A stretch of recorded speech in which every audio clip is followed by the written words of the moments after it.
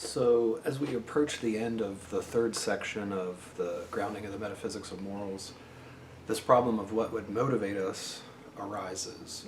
What motivates us to submit ourselves to the categorical imperative, right? So we've seen that freedom is something that must be presupposed. And why? Well, in order to conceive of ourselves as determining our own action, according to our own will, which is regulated by reason, supplied with rules by reason that it must follow in order to achieve ends, that only works under the presupposition of freedom for Kant, right? We saw merely that we must presuppose it if we want to think of a being as rational and as endowed with consciousness of its causality as regards its actions, that is, as endowed with a will. Now, there resulted from the presupposition of this idea of freedom also the consciousness of a law of action, that the subjective principles of actions, maxims, must always be so adopted that they can also be valid objectively, that is, universally as principles, and can therefore serve as universal laws of our own legislation. So, when you're dealing with the hypothetical imperatives, you're always dealing with particular ends. But when you're dealing with the categorical imperative, you have to have a rule that's universal enough to apply to all situations in which you're dealing with humanity, whether in yourself or in others, as an end in themselves, right? So we also saw that Kant really places emphasis on the intellectual world. There's the world of the senses, the world that appears, and then there's this intelligible world. Well, we're able to appear to ourselves through our actions, through our particular ends, through our concrete engagement with specifics.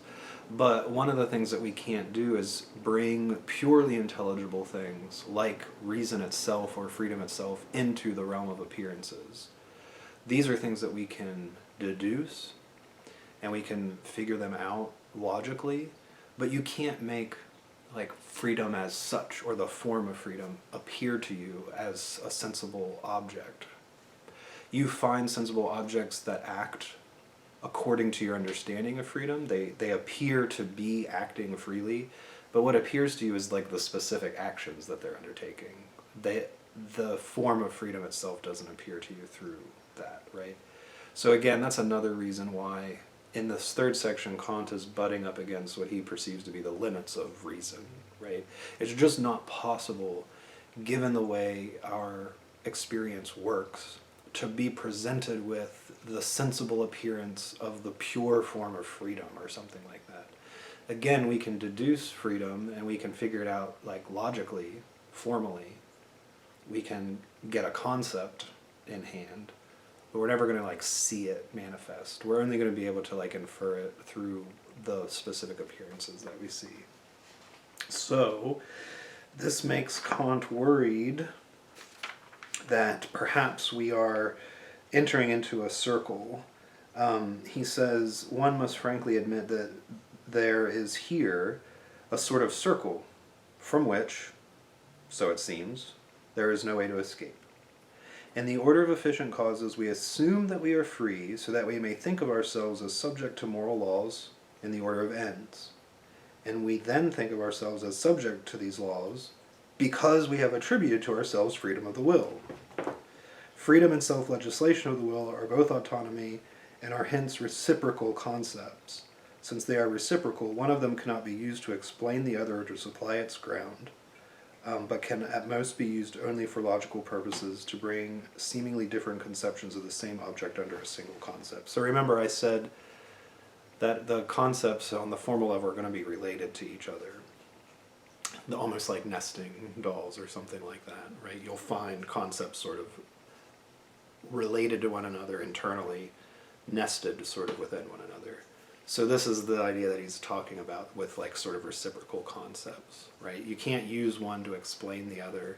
You can't ground the other. You sort of need them both in relationship so that you can bring, as he says it, seemingly different conceptions of the same object under a single concept, right? So you can navigate that difference. But We can inquire whether we do not take one point of view when by means of freedom we think of ourselves as a priori efficient causes, and another point of view when we represent ourselves with reference to our actions, effects of which we see before our eyes. So here's where that idea that you cannot get the appearance of the form of freedom. So we have to navigate between two ways of being in the world.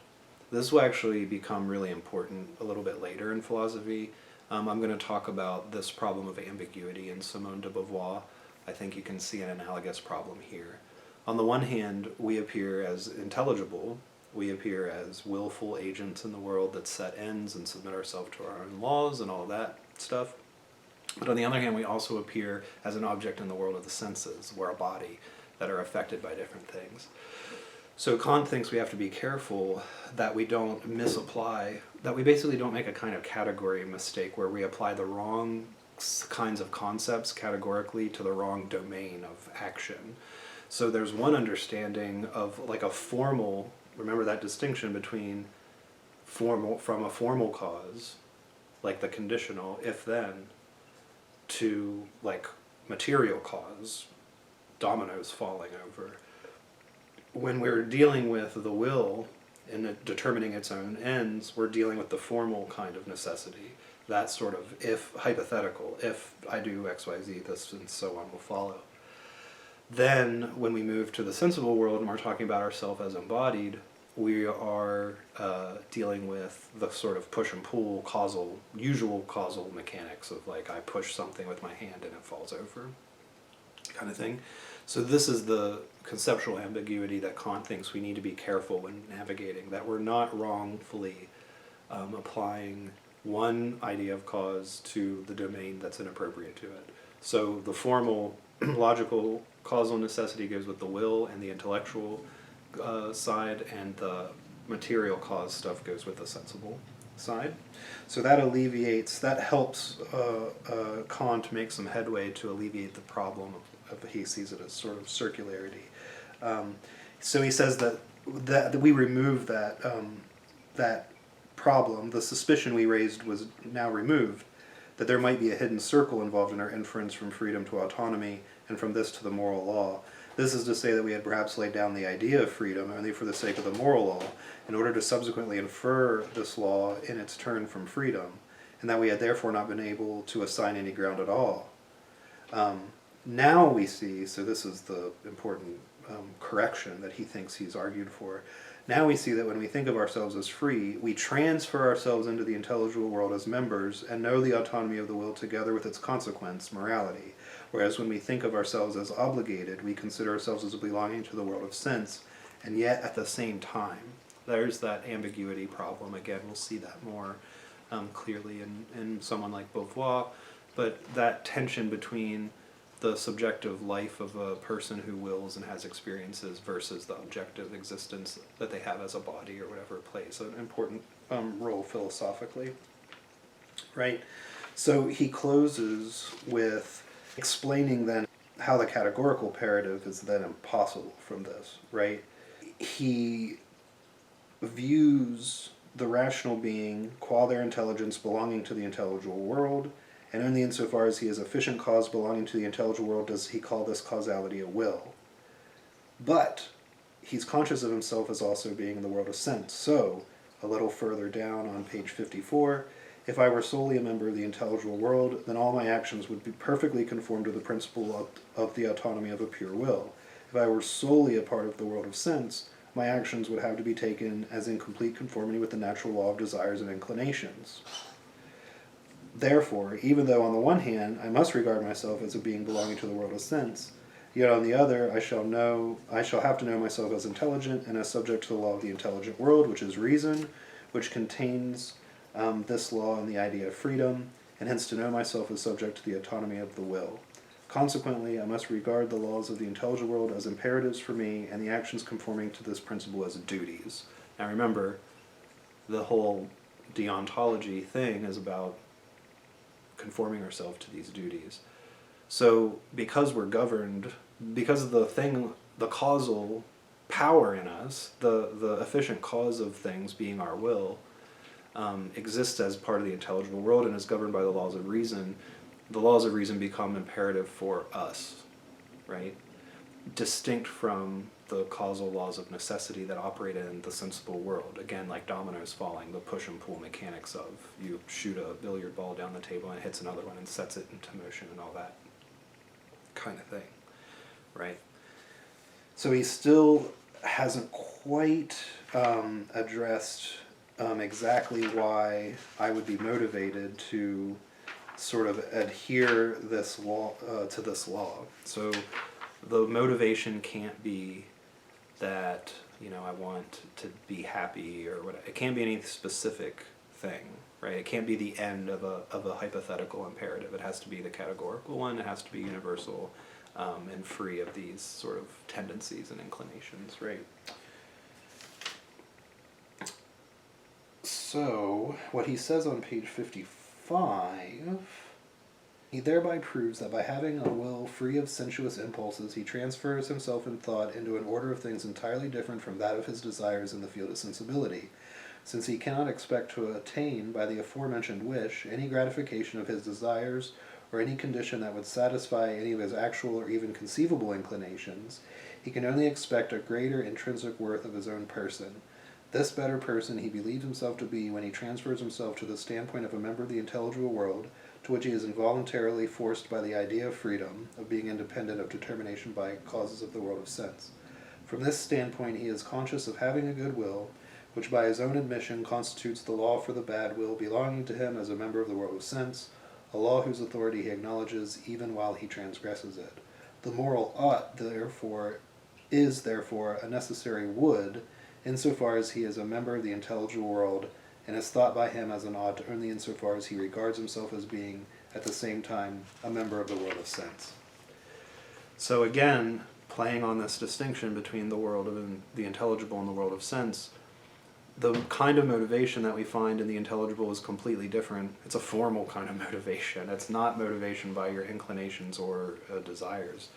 It's the intrinsic motivation of like the goodwill as such. So Kant is willing to sort of accept that there isn't really an acceptable motivation that comes from the world of senses that would be peculiar or particular to us.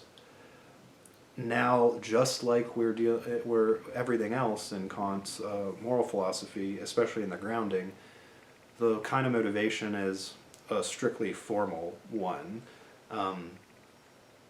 The mere fact of the will as a self-regulating entity that is going to produce its own rules and contains within it the form of rules as such.